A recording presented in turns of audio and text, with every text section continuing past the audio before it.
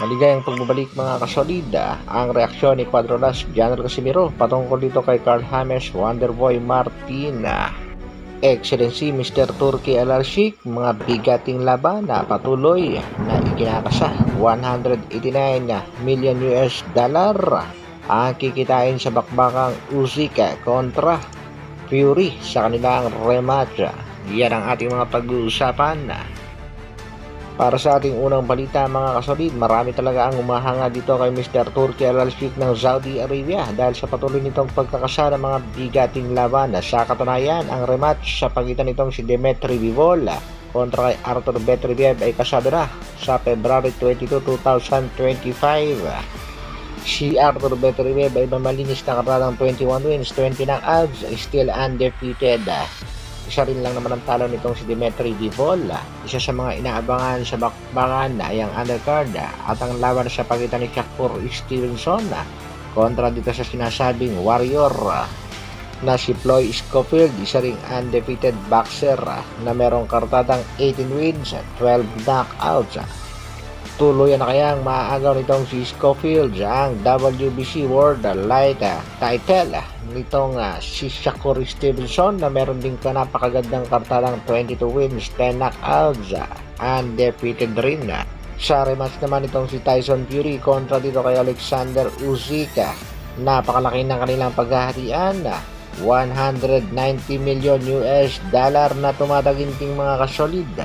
At paniguradong tubong lugar na naman ang top rank promotion na Mr. Bob Arum. Yan ang diskarte, business, ang boxing. Malaking pera na naman ang papasok dito kay Mr. Bob Arum. Sa kabilang balita naman mga kasolid, former WBC bantamweight champion na si Santiago, big upset niya ang inabot. Kung matatanda natin mga kasolid, itong si Santiago ang tumalo sa ating pambatong si The Filipino Flash Nonito Donaire.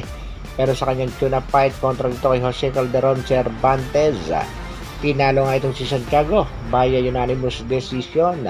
Isang napakalaking upset naman ito para kay Santiago dahil heavy underdog ang kanyang nakalaban. Wonderboy Carl James Martin, nalalapit na rin ang laban sa araw ng linggo kontra naman dito kay Tostado Garcia. Pero sa mga pasaring at tila pang-asar nitong si Wonderboy Carl James Martin dito kay Cuadrolas General Casimiro, hindi na nakatiis itong si Brother Coach Jason Casimiro at meron niyang matinding banat dito kay Wonderboy. Mahina nga daw itong si Wonderboy Martin. Laging nangiinis sa atin yun, tapos paano siya? Hindi pa nga yan na yung sinasabi ko na mag-ano siya, mag-angas-angas. Yan, mag-angas-angas si Martin. Hindi naman siya maangas wala nga siyang pinapatunayan na maangas siya.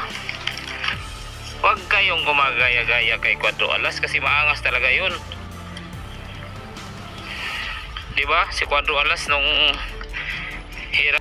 At sa latest update naman dito kay Cuadrolas General Casimiro, bagamat wala pang schedule na laban, patuloy naman sa pagpapakondisyon ng angas ng Pinas, patuloy ang pag-ensayo at sinamahan pa nga ng mga ilang sparring.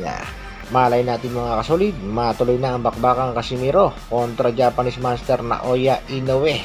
Bagamat marami nagsasabing malabo na ito, pero wag pa rin tayo mawawala ng pag-asa.